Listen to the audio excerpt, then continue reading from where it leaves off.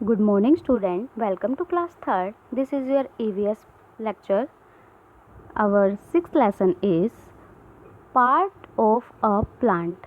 पौधे के अंग.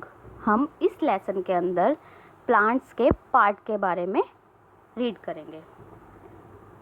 All living things have different body part of different function.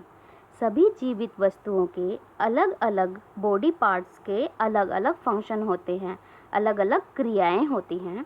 In the same way, इसी तरीके से plant also have different part two perform different function. इसी तरह से पौधे के भी अलग अलग पार्ट्स, अलग अलग जो अंग होते हैं वो डिफरेंट टाइप के फंक्शन करते हैं.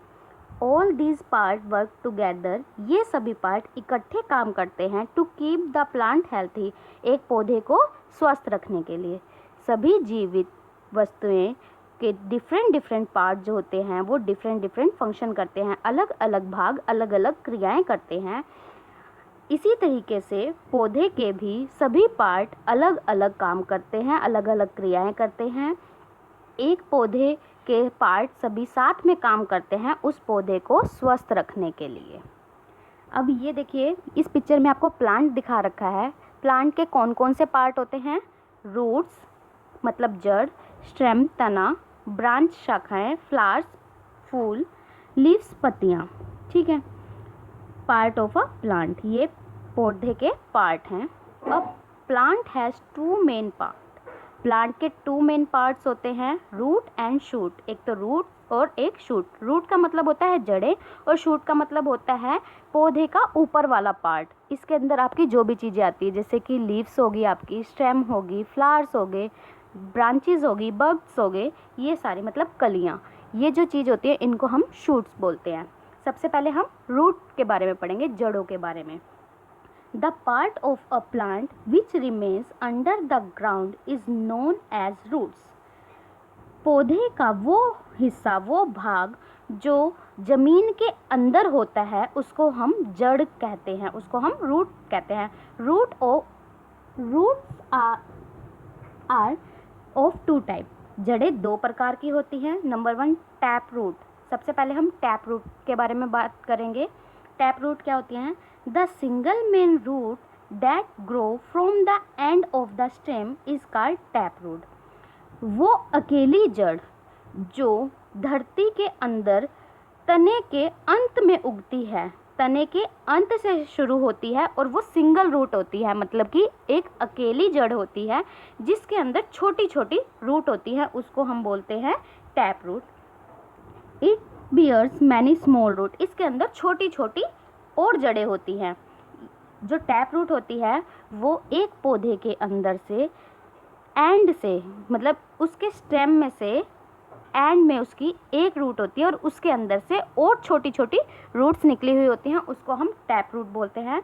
Plant such as carrot, hibiscus, beans etcetera have tap roots. जैसे कि कैरेट, हैबिस्कस, बीन्स, ये जितने भी प्लांट्स हैं ये टैप रूट का उदाहरण है. नेक्स्ट है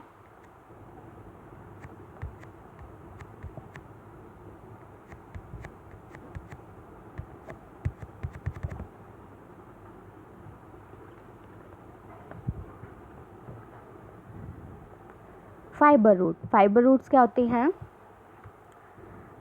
A number of tiny roots growing from the end of the stem are called fiber roots. वे छोटी छोटी जड़ें जो बहुत अधिक मात्रा में होती हैं, तने के अंत से शुरू होती हैं, उनको फाइबर रूट्स बोलते हैं, मतलब रेशेदार जड़ें बोलते हैं. जैसे plant such as wheat, rice, onion etcetera have fibre roots. वो प्लांट्स जैसे कि गेहूँ, चावल, अनियन, प्याज, इस तरह की जो प्लांट्स होते हैं वो फाइबर रूट्स का उदाहरण है. Function of a root. अब हम बताएंगे कि रूट्स के फंक्शन क्या होते हैं, उसका काम क्या होता है.